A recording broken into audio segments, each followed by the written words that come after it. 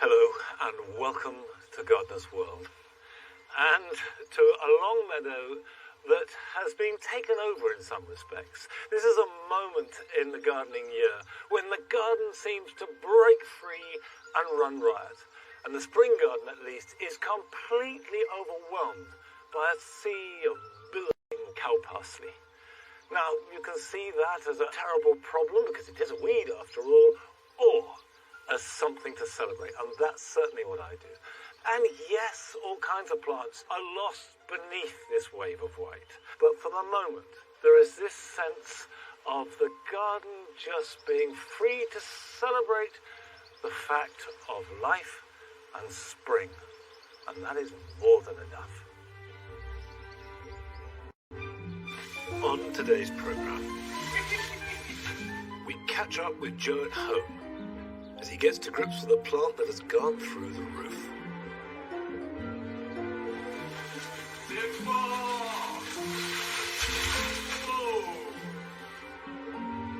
Garden historian Adverley Richmond shares one of her plant passions. Auriculas gladden my heart in the spring, especially with their cheerful little faces and their colourful history. Carol gives us a cuttings masterclass. Growing more plants is such an exciting way to fill your time. It's wonderful.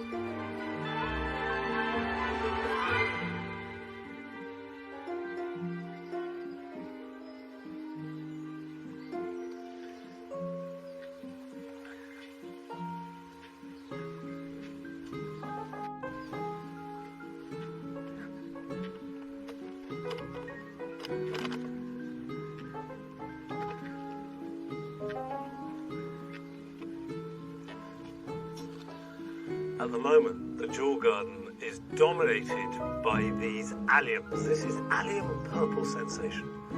Probably the most intense colour of any allium. But if I don't plant now, there will be a gap, a time lag, when the alliums have finished and there isn't enough to take their place. And now is the time to start filling in those gaps. Now I'm going to put in a canna. I would say that this is a canna that has been hardened off now for at least 2 weeks. So my feeling is it's pretty well acclimatized. But you have to be flexible. If you get a weather warning or you're further north, just be patient. Right, a little gap in here.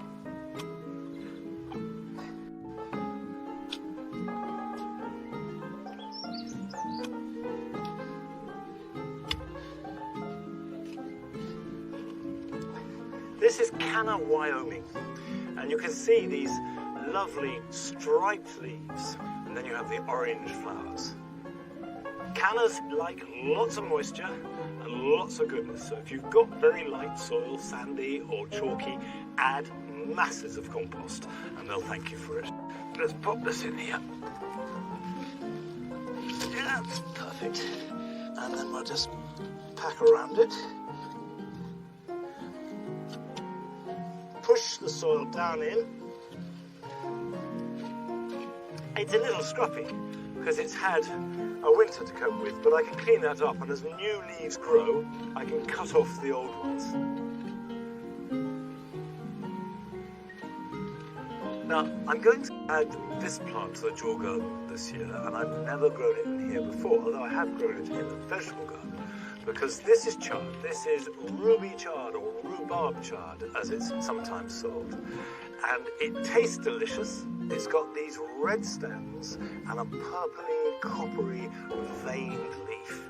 It's really decorative, which means there's no reason why you can't grow it at the border just as well as you can in rows on an allotment or on your veg plot. But it will grow fairly big. Not as big as a canna, but enough to rise up above the hedge. A perfect Jewel Garden plant. And then when I'm hungry, I'll come and pick some for supper. Now, it won't be long before I can get the rest of the cannas out and all my gingers and bananas and all the tender plants. Probably a week or two. But I will have to bring them all in at the end of the season because it just isn't reliably warm enough here in the winter to risk it. But in Joe's garden, in East London, where it's much milder, it means that he can keep his bananas growing all the year round outside. And they don't just thrive, they actually get too big.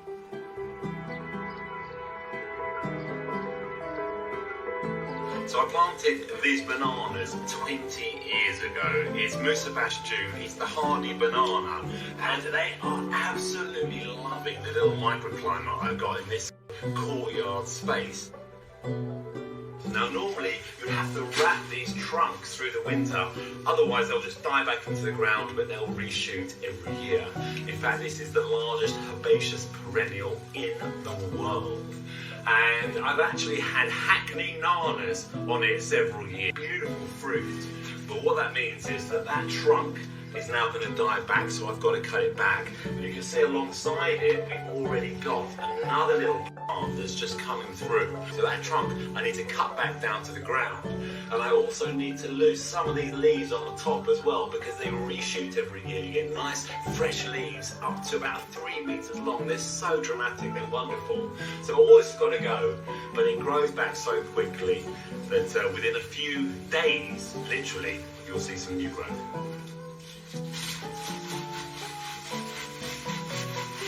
I was cut at a little angle as well, means that they sort of slide down better.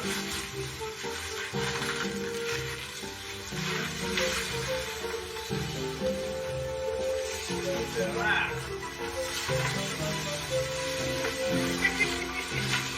This is fun. You see, this is about as fun as gardening gets, I tell you.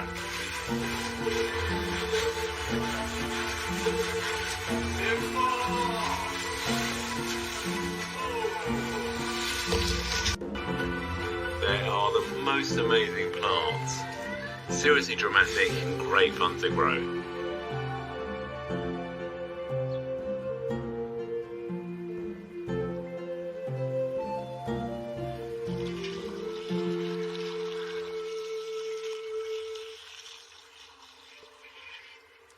You can't really give cannas too much water, so if in doubt, give them a good soak. Same with bananas, really. And Joe is absolutely right. Bananas are a joy to grow because they are so extreme. Now, we've been asking you to send us short films of you in your garden, and we've been overwhelmed. We've had over 3,500 fantastic films, so thank you very much indeed. We're trying to show as many as we can. And our first today means going up to Burnley in Lancashire, where Amna is sharing with us the sheer joy that she gets from her garden. Hello, my name's Amna, and this is Pocket, and welcome to lovely Lancashire.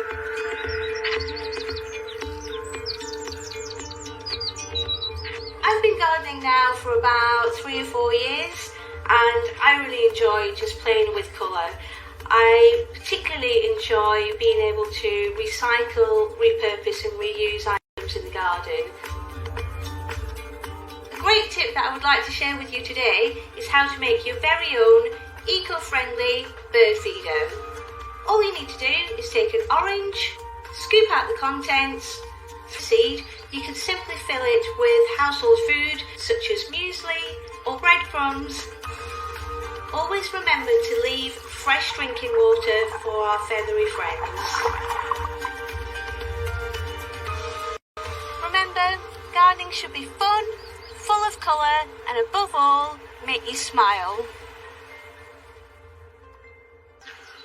Well, Amna has certainly learnt the most important element of gardening. In fact, the secret of being a good gardener is to enjoy yourself.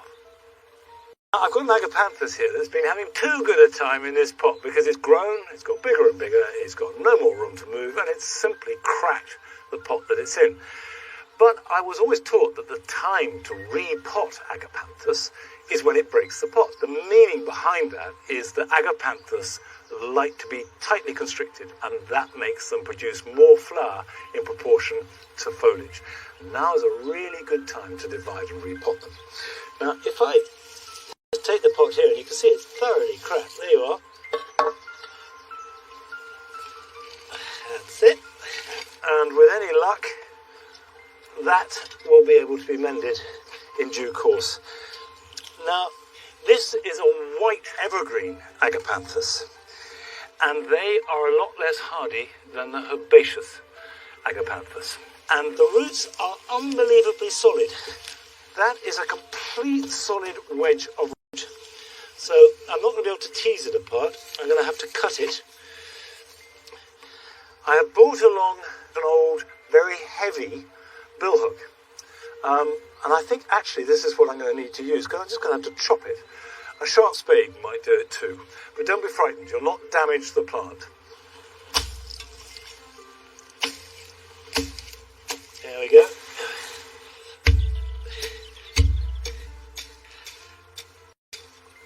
Now we can get to the sawing part. And there you go.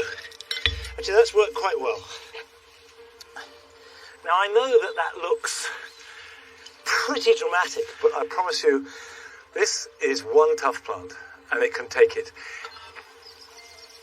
So, agapanthus like freely drained soil.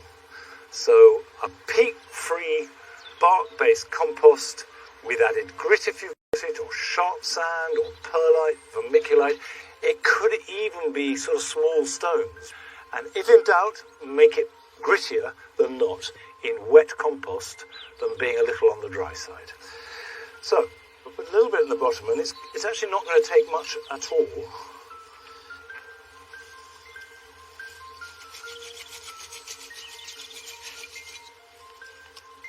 That can go in there like that, and then this one can be repositioned.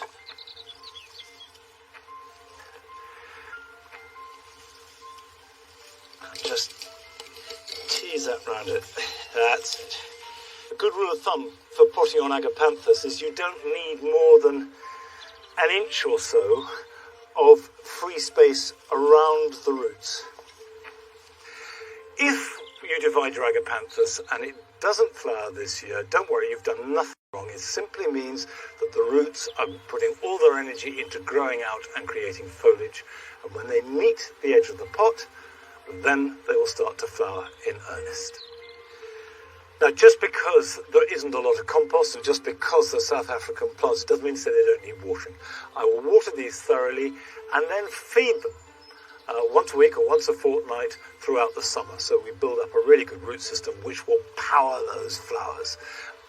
These are dramatic plants, and if you have them in a big plot, they really make a statement. But don't be intimidated about using them in a small garden. In fact, you should never worry about big plants in small spaces. And we saw a really good example of that in a film that we first showed last year. We had visited the garden of Dan Cooper in Broadstairs in Kent, who showed through a mixture of inspiration and ambition and skill and hard work just what you can do in a small garden if you set your mind to it. I'm known as the frustrated gardener, and that's because I'm obsessed with plants, but I have only a very small space to grow them in. I love being surrounded by plants. I get completely lost in it sometimes and forget everything else that's going on outside. So I've got two small courtyards. The jungle garden measures 20 foot by 30 foot, and the gin and tonic garden is even smaller. It measures just 20 foot by 20 foot. When I came, there was an air raid shelter, 2 outdoor toilets, and some crazy paving, and that was all. So I enlisted the help of a designer to help me get my head around what the potential of the garden was. There's a raised bed that goes around the edge of the garden, and then everything else is in pots or troughs. Green leaves with a flush of red, and it shoots up 10, maybe 12 feet in a season. At the end, if I'm lucky, I might get some very small red flowers. They're definitely not the main event. They're a bit of a bonus.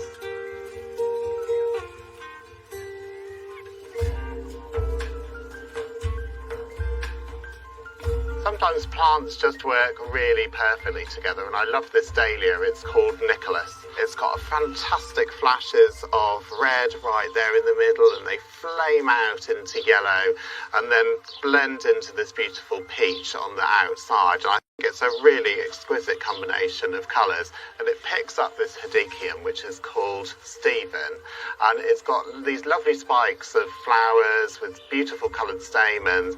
So Stephen and Nicholas make perfect partners. I'm quite a flamboyant person, so I love anything that's unusual or that people haven't seen before. I'm instantly drawn.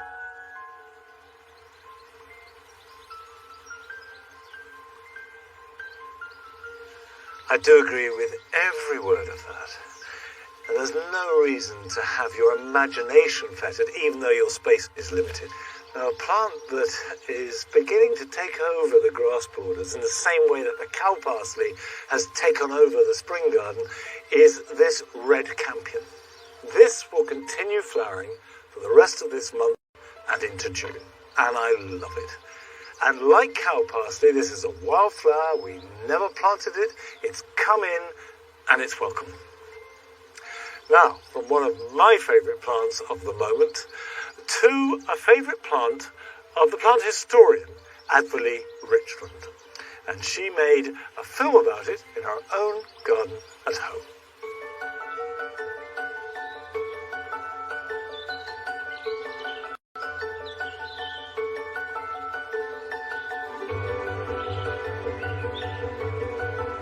As a garden historian, I love having pieces of history in my garden, like old varieties of flowers, but I also can't resist a garden feature.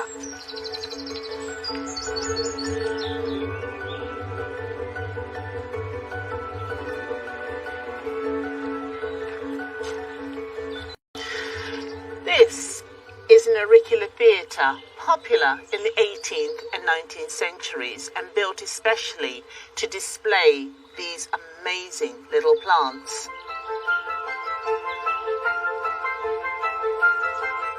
Auriculas are members of the Primula family and originated in Europe from the Alps. But their journey and their breeding have a long and rather beautiful story. From just a few wild plants in the 1400s, collectors began to cultivate auriculas to try and get the most elaborate range of colours and patterns.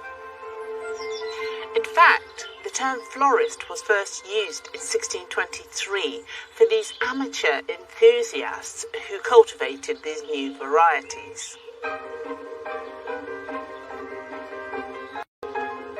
At first, this was a mainly aristocratic pursuit, as only they could afford these rare and expensive plants, and their expert gardeners.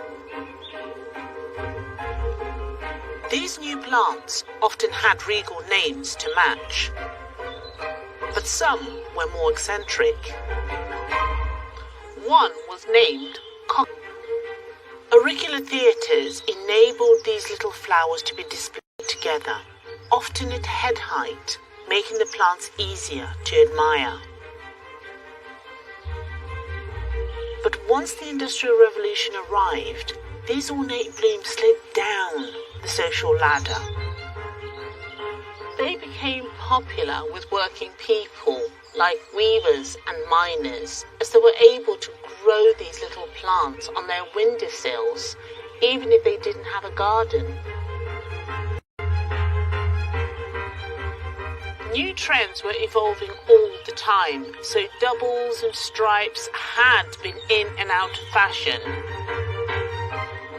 But then it became all about the edges, bright colours, frilly bits and even scent. This has an amazing fragrance. It's called Blush Baby. It smells heavenly. It's amazing that such a small plant can have such an intense perfume.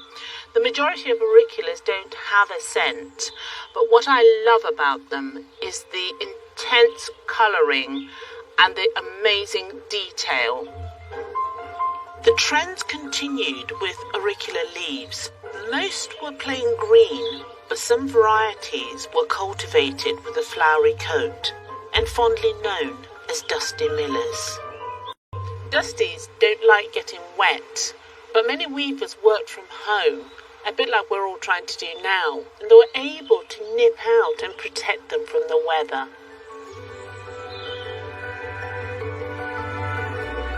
Auriculas are easy to grow, but they like well-drained compost, so I mix in grit when I'm repotting.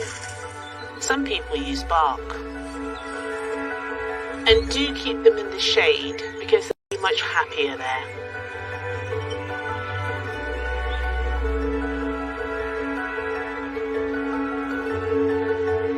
They really gladden my heart in the spring, especially with their cheerful, happy little faces and their colourful history.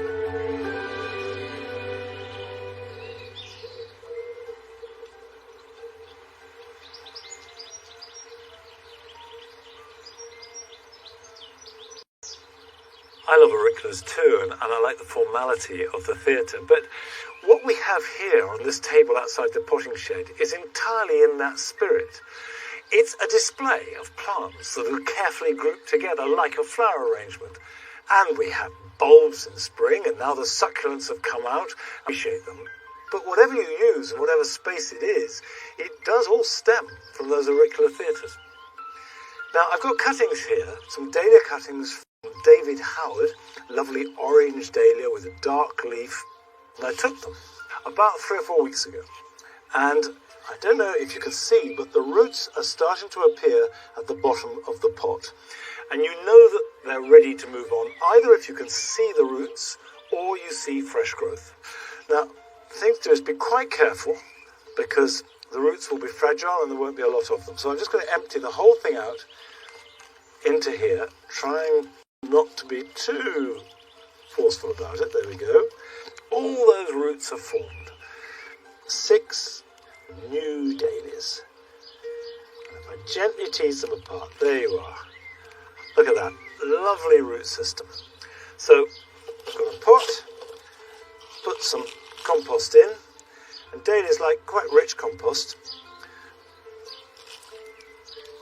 That can go there like that, shake it down. And it's not too late to take dahlia cuttings, by the way. They won't flower much before October, but it's a very good way of making new plants for next year, and you might get some flowering out of them.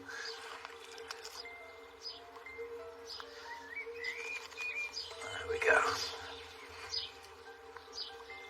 Now, I've been gardening for a long time now, since I was a small boy. So I always like it when we hear from our younger viewers, and we've had a smashing film from Callie in Carmarthenshire. Hello, Gardeners World. My name's Karen, and I'm 6 years old. I live in Llanelli, and I'm going to show you my gardening. While I'm off school, I decided to do some gardening. Here are some of my plants. This is my sunflower. This is a tomato plant. My pumpkin plant has grown really quickly. Look how big it's growing. I wanted to make my community smile. I decided to plant some sunflowers and give them away. When people are walking past to exercise, they can pick up a free plant on their way. I made this sign to show people what we have. Anyone who wants a plant can take one. We are watering them every day until they find a new home. I hope they brighten up people's gardens. Thank you for watching my video. Stay safe, stay healthy, keep gardening.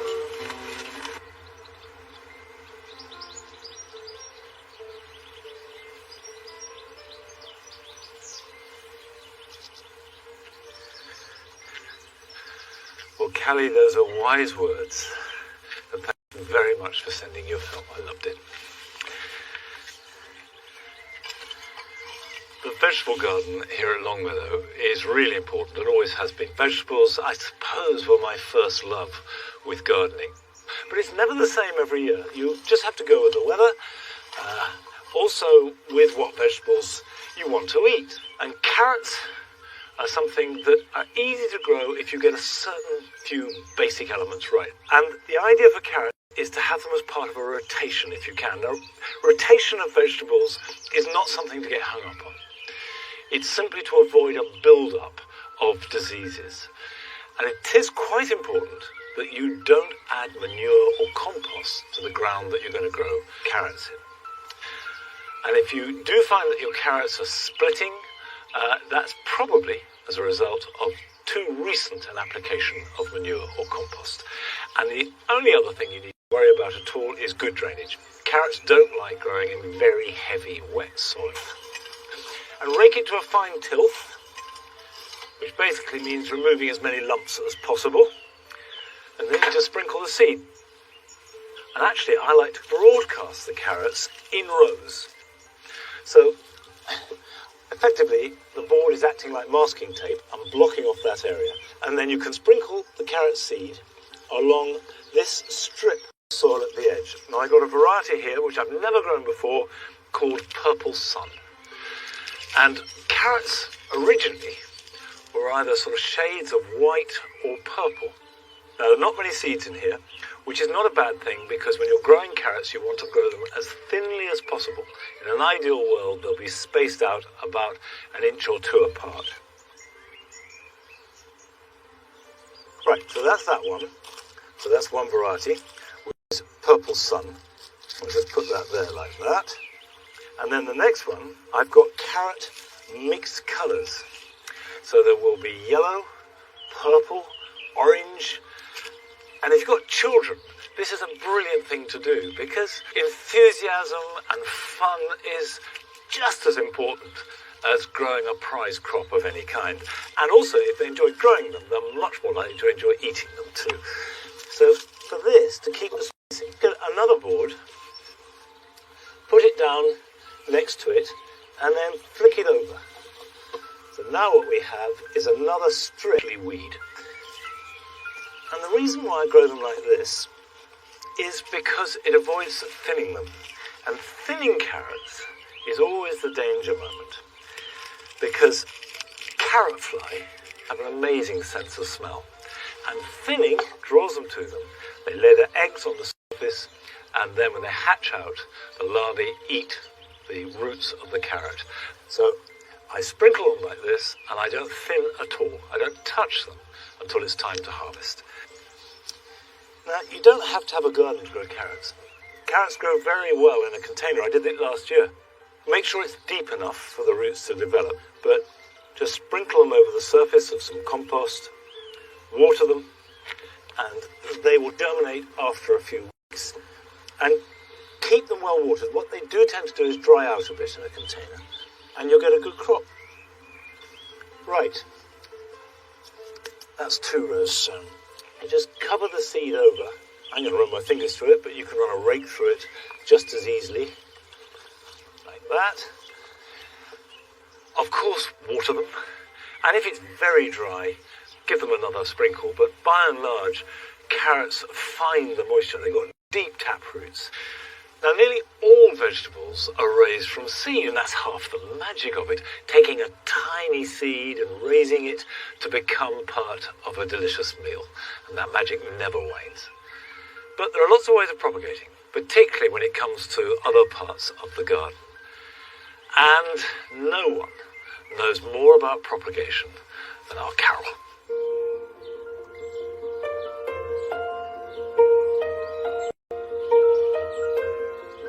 My garden at Glebe Cottage. I love it. We've been here for more than 40 years, and when we came here, it was bare. It wasn't a garden at all. So nearly everything in it has been grown from seeds, from cuttings, from divisions. I've bought a fair few plants too, and I ran a nursery for 30 years, so I had to propagate lots and lots of plants myself. And I suppose propagating, making more plants for free, is at the top of everybody's minds at the moment. We've all found ourselves with much more time on our hands than we ever imagined we'd have. And growing more plants is such an exciting way to fill your time. It also teaches you all about the plants you grow. It's wonderful.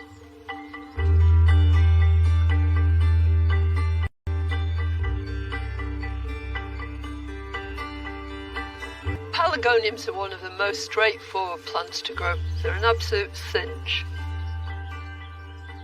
All those osteospermums were just from a few cuttings from one plant. This tray of little red salvias was taken just a few months ago. Taking cuttings guarantees you're going to get exactly the same plant as its parent, because it's a way of cloning plants. It's vegetative propagation. One of the most colourful bunch of plants are the salvias. This is a lovely pink one called Wendy's Wish, and I'm going to be propagating from that and showing you just how to take those cuttings.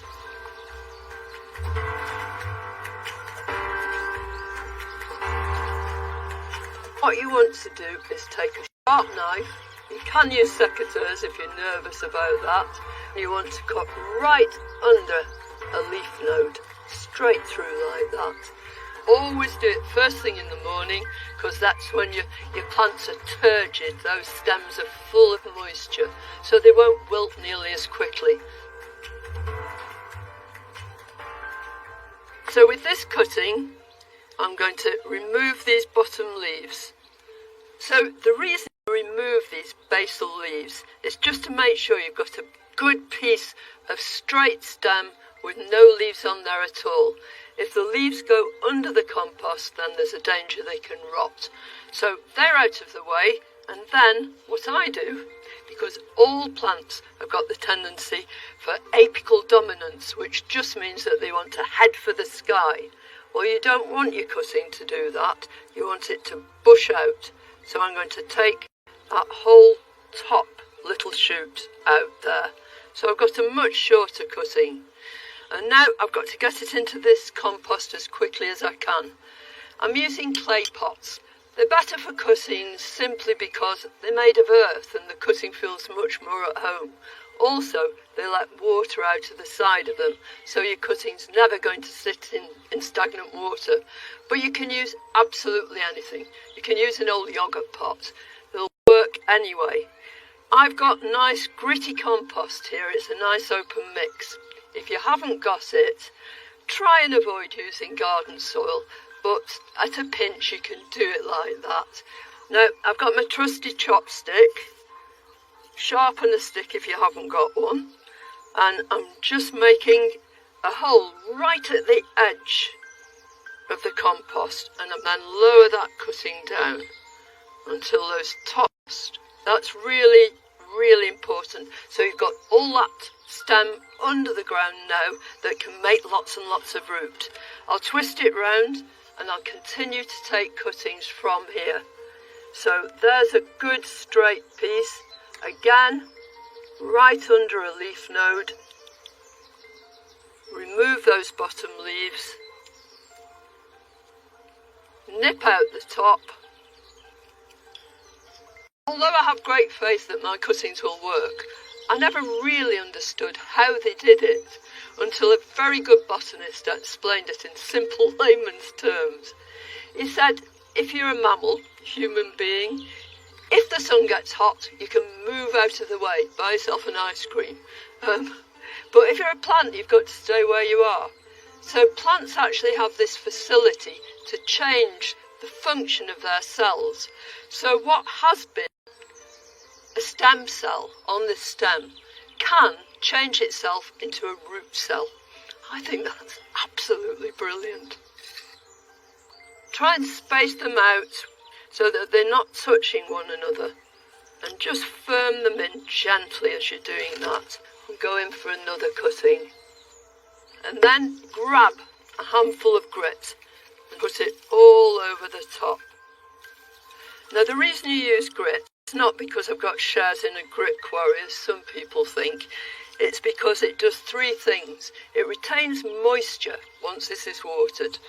It will make sure that these cuttings don't rot around their tops because it provides really good drainage, and It should stop weeds from germinating in your compost, especially if you've got to use old stuff.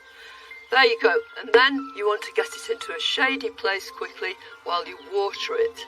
And this is the first initial watering is really, really important. Absolutely drench the whole thing. Right, so that's the first pot of cuttings done. You can increase your stock of a whole range of plants by taking stem cuttings. Pelargoniums of every size and shape are easy. And you'll find that ever-popular fuchsias will root readily too. Then there are salvias galore for late summer colour that lend themselves to this technique. It's straightforward and incredibly rewarding. Now you don't have to have a greenhouse. You can do this on your kitchen windowsill. You can do it absolutely anywhere, providing you just make sure they're out of direct sun pot. Turn the whole pot out gently and give each one its own individual pot. When they've made decent plants, and that won't take very long, then out they can go into the garden, into your window box, into containers. And within a few weeks of them being planted out, they'll have made strong, sturdy plants. And who knows, by the end of the summer, you may be taking cuttings from your cuttings.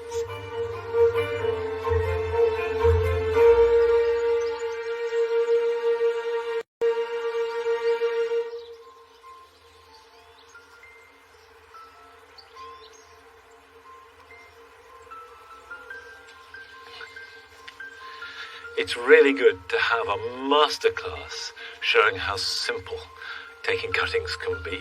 Now this area of the garden is the herb garden. And on this side we have the Mediterranean herbs because it's much sunnier. And Mediterranean herbs love as much sun as you can give them and poor soil, and that's really important. So don't try and grow them in a bed that's been richly manured. And I'm talking about plants like rosemary, thyme, oregano, and sage. And there are a number of different types of sage. You can have the straight officinalis, which we have here and I have growing in different parts of the herb garden. You can have a purple sage, that's variegated sage, and sage with different sizes of leaf. But they are a shrub, and a woody shrub, and it's important that you cut them back every spring. So once you start to see new growth, cut them back hard. And what you should be left with are just a few leaves growing from the bare wood. The harder you cut them, the more compact they will keep, and in the long run, the longer they will last. And so this has had a hack back, it's regrowing perfectly well. You can see this has got fairly large leaves. But although this is a good plant and I'm happy to grow it, my favourite sage for cooking, very different leaves to this. Now this is a narrow leaf sage, the Salvia levandulifolia. If I just pick a piece off, compare the size and shape of the leaves. But although the leaves are smaller, they have perfect taste. Now, this bush has seen better days, and I'd like more of them anyway, so I'm going to take cuttings from it. And it doesn't matter if a plant is old and quite frankly knackered, it can still give you really healthy cuttings that will become lovely, fresh, vigorous new plants.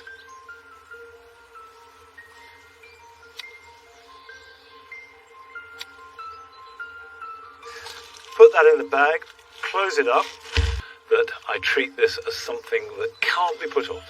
I'll deal with it right now.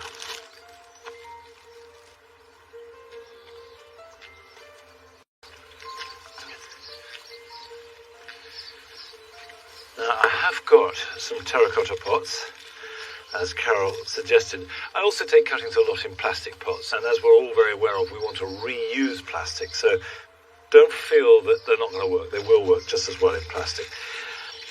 So just remove the lower leaves, exactly as Carol did, and pop that in down to there. And we'll work around the edge. Now, you can cut the leaves off if there's a risk of tearing these soft stems. Pop that in there.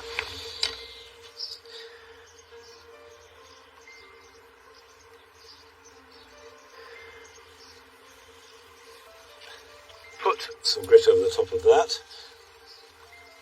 I think this is something that when the opportunity arises, get yourself some grit. Don't worry if you haven't got it. So we will put Salvia lavandulifolia, which basically means salvia with leaves that look like lavender. Now that needs watering, but because they're softwood cuttings, and therefore will die very quickly unless they grow roots, they need to be kept moist. That doesn't mean to say the soil kept moist, but the air. So I'm going to put them in the greenhouse.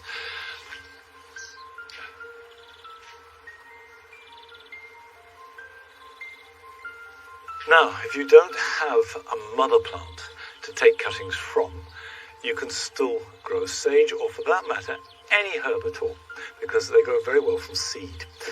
And you'll find that you can buy seed of sage very easy. This tends to be the aficionados. So, a peat-free compost. And the seeds are quite big. I probably should put my glasses on. There we are. And as ever, try and space them evenly. But you can see one little packet of seed, if they all germinate and if they all grow well, is going to give me dozens of sage bushes. And now cover those with grit. But now if you don't have grit, a little bit of sieve compost is fine. But they will grow up through the grit without any trouble at all. And what the grit does is hold them in place and means that when you water them, they won't be knocked around. I very often use vermilion. And obviously I need to water these. And the seed don't need anything like the careful treatment of the cuttings. Put them to one side. If you've got a greenhouse, that's fine, but the windowsill is perfect, or a frame. Then when the plants have two true leaves, they can be pricked out and grown on, and they can be planted out either in the autumn, or if you live in a wet area as I do, probably better next spring. Now, buying seeds is how most of us get hold of them, but it's much more fun to collect seed yourself. And you'll be surprised where you can collect that seed from. Linda Kelly sent us this film from Kells in Ireland. Hi, my name is Linda and I've been gardening for about 2 years, and I've managed to grow some different things just by using seeds from fruit and veg that I have in the fridge. So for sunflowers, I just took them from my big bucket of birdseed, and after about only a week, they germinated like this. Then for a strawberry plant, I just took out the little seeds here with the corn on the cob holder. Allowed them to dry out for about 2 days, and then just pushed them into some seed soil. And now they've actually grown already in a space of 2 weeks, so that will be a strawberry plant. You can utilise old plastic cupcake holders for this sort of thing. I've managed to take the seeds out of a cherry tomato that I had for my lunch one day, and I let it dry out on the tissue first for a few days, and then eventually I got this. So that's my tomato plant.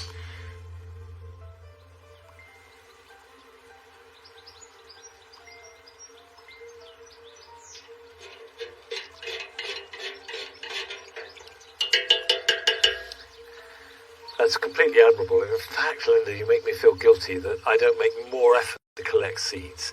But I promise I will. And thank you so much, everybody who sent their films in. We will continue showing them for as long as we can. Right, I'm mixing up seaweed feed for tulips, because most, particularly if you're growing them in a container, can be helped to flower better next year by giving them a bit of feed after they've finished this year's flowers. So in this pot that's just finished, if I take off the seed heads, so the energy is all going back into the bulb, and I feed it with a seaweed feed or a tomato feed once a week until all the foliage has died back, that gives a better chance of it making bigger bulbs next year. Feeds into the bulb, and that makes next year's flower. All you have to do is just water it on.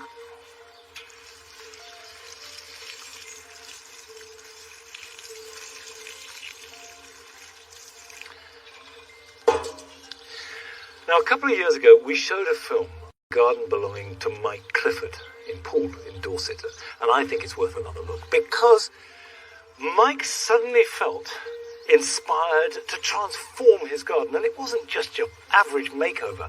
This was a change at every level with every type of plant. So Adam felt he had to go down and have a look. Wow, I've literally just come off a busy main road and this is no average front garden. I could well be in the tropics.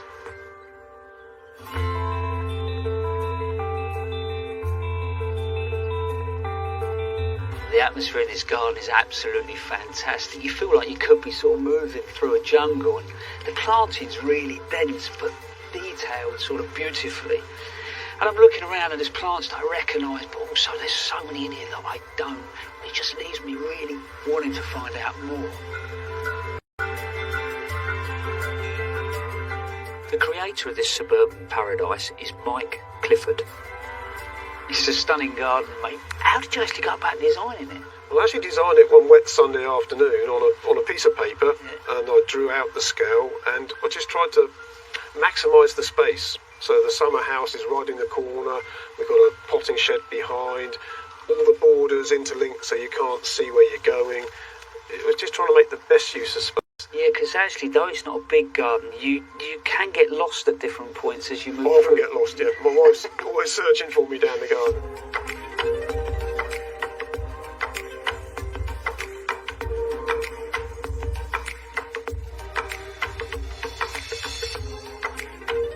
So in here I've got some of my favourite plants that I grow as my giant dandelions, Sonchus. And seed heads, the same look? Exactly the same as a dandelion. And these are going to flower this year. These are 2 years from seed. And I love the fact that actually most people are trying to get rid of dandelions, mate. You're collecting them. There's a tapioca plant through there with that yeah. beautiful snowflake leaf. It's a stunning plant to having with this mix of cut leaves. I've got Schefflerers. Because I think that as a designer, you know, some of the plants I recognise, some I don't. But there's so much interest even without flower, isn't it? Oh, absolutely, yeah.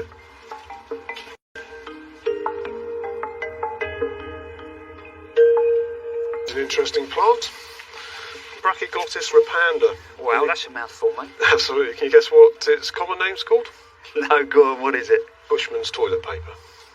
It is, seriously, is that? It's used as toilet paper in Australia, yes. So you're telling me when you're stuck upstairs and you run out, you send the missus out to pick something? Just a few leaves, yeah.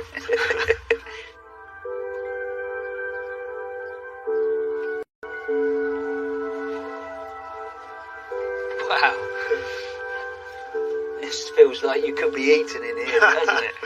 This is my cold greenhouse. This is full up with ferns and sarracenia and Venus flytraps, full of flies as well. This is obviously a lot of propagation goes on. Give us an idea on how you go about it. Well, most of the stuff's seed grown, to be honest. A lot of them are seeds or cuttings. But in reality, you can do this on a budget. You could do this on a very tight budget, yes. Yeah, seeds are incredibly cheap, and you could grow a good tropical border for £50 any year. Yeah. I think you might be setting yourself a challenge there, I think I might be. Yeah, I think I might be.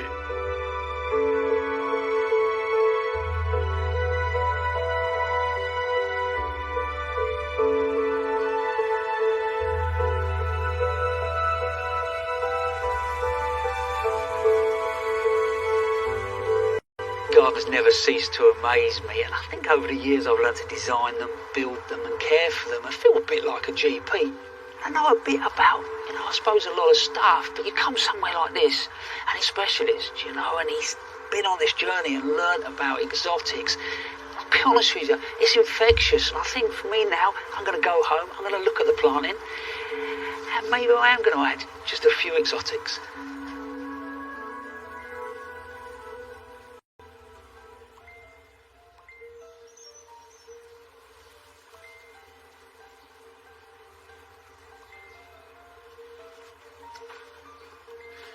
I think that exotic plants can be accommodated into any garden. You don't need to have a tropical garden or an exotic look. You can add them to your style, whether it's formal or informal, wildlife garden or whatever. it can certainly add a really fascinating depth and layer of pleasure and design. Now I want to make some comfrey feed. To encourage flowers and fruit, you don't want a high nitrogen feed. What you want is lots of potash. A basic tomato feed does the job, but by making your own, you have unlimited supply, it's free, and nothing works better than comfrey. Now, if you've got comfrey plants, the easiest way to do it is simply cut from the base like that and chop it up, or you could just use the leaves.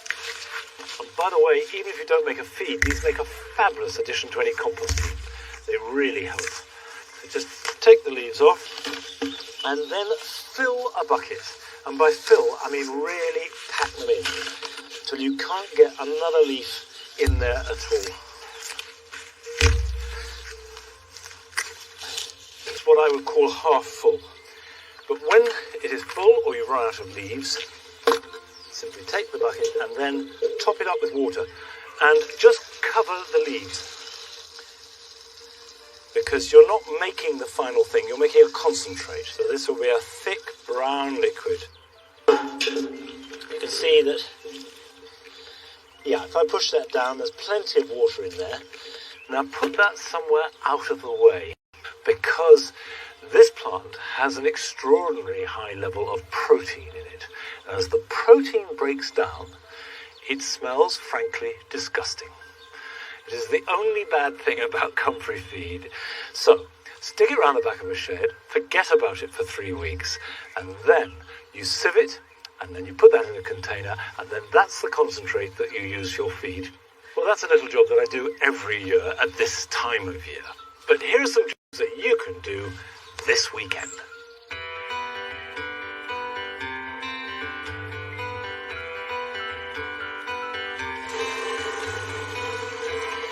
If, like me, you planted trees, hedges, or even shrubs in the winter, don't forget to water them well and give them a good soak every week for the rest of the summer. And this will set them up for life.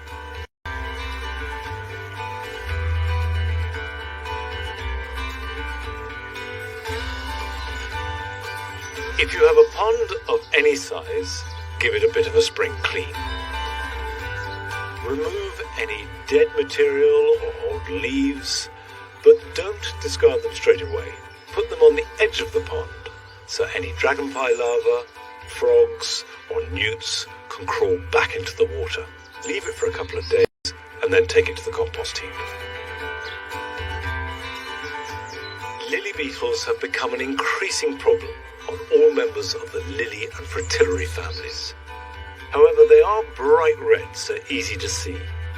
Approach them carefully, because if they hear the vibrations of your footsteps, they fall off the plant and lie on their backs on the ground, and as they're underside, then dispatch them as you feel fit.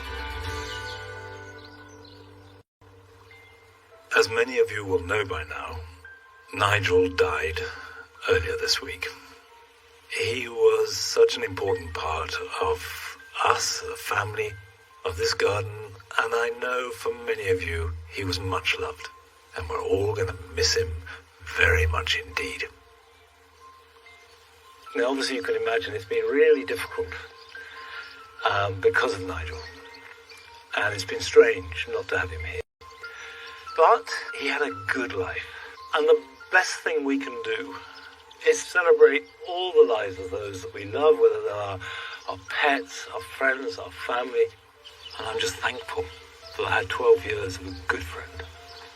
And I'll be back here next week with Nellie, with Patty, with the garden. And I'll see you then. Bye-bye.